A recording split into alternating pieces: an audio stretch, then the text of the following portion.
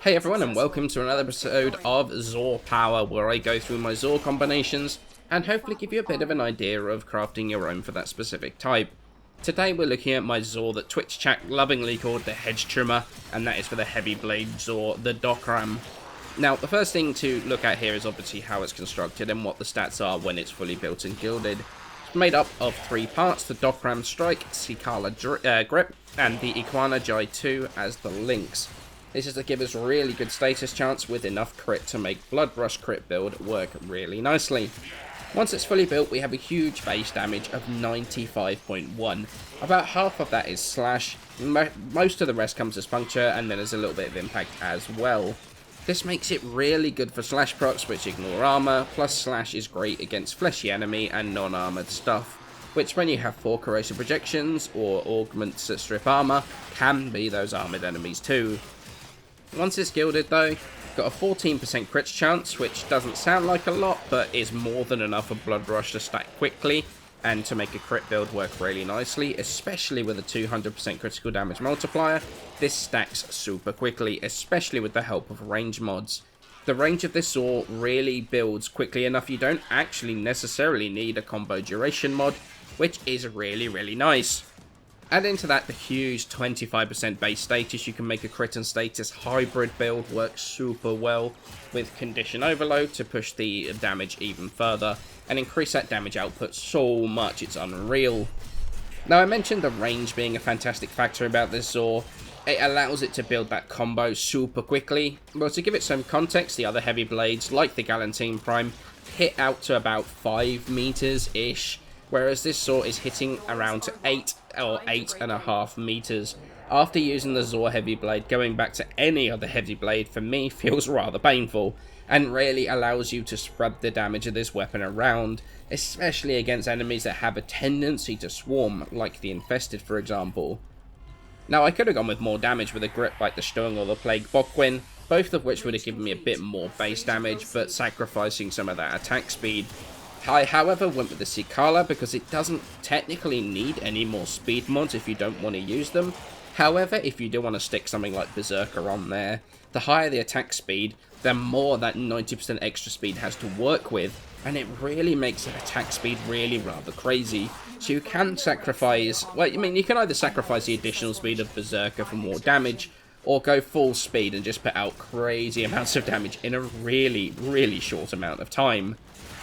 So how did I actually go about building it in the end? Well, there's 3 former on here, giving us a total of 3 Vs, and we've changed the stance slot to a D since I think it came with a V as standard when you build it. So for the stance, I've got Tempo Royale in there for one extremely good reason, and that is the synergy it's got with its right click hold combo, which is August Mesto, which has a ground slam at the end of it, plus the Zaw Arcane Exodia Hunt. What Hunt does is that you, on a ground slam, it's going to have a 50% chance at max rank to pull enemies in within a 12 meter radius towards you, and it's also going to open them up to finishers. So as you can imagine, a fast hitting Zaw with a guaranteed slam every few seconds is going to work super well with Exodia Hunt, and it really adds another level to this weapon, since even if you don't land the finishers, you're going to hit everything within the range, plus everything that's opened up to finishers are no longer shooting at you, which is some real nice crowd control as well.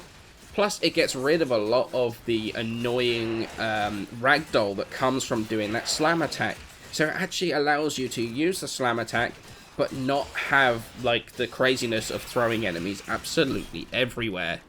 Now, moving on from that, the rest is a pretty standard crit status hybrid. Prime Pressure Point, Blood Rush, but no combo duration mod on here at the moment, since this stacks really quickly anyway for me.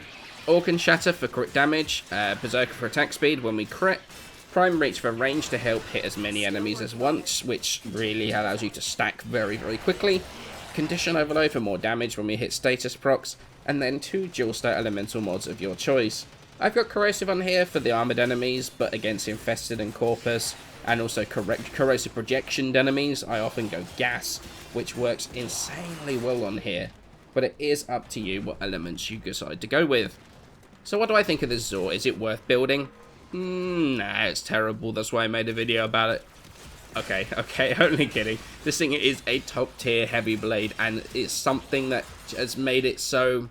Honestly, I can't go back to any other heavy blade anymore. The range plus the damage this puts out is incredible and is super effective. You can see it in the footage in the background that it shreds things really rather well. And the best thing is, this isn't even the most effective it can be when I'm using it in the footage. I have not finished my Exodia hunt, it's still only level 1. So, I mean, I still need a ton of Cetus Wisps, to be honest. I'm really kind of bored on the farming of those, but I guess I'm going to have to get back to it. Basically, it means the chance of the pull is significantly less than it should be, and so is the range. So honestly, the fully built version is even better than I'm actually showing. That's the great thing, it's so damn good. Naturally, since it's a Zaw, there's a few things you could do to switch things up for your personal preference, grips and links, but this is the one I've settled on, and I've been loving it ever since.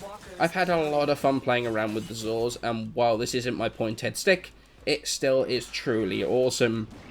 I honestly think you're going to struggle to go back to a normal heavy blade like the Galantine Prime once you've played around with this. I'd say it's absolutely worth giving the heavy blade Zaw a go.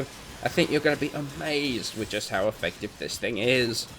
So I hope you've enjoyed this quick look at my H3dge Trimmer, and it's given you some ideas for your own heavy blade Zaw. Should have a pretty big update coming tonight, the Saring changes plus a whole bunch of stuff. So look forward to that content coming soon. But for now, many thanks for watching, and I shall see you in that next video.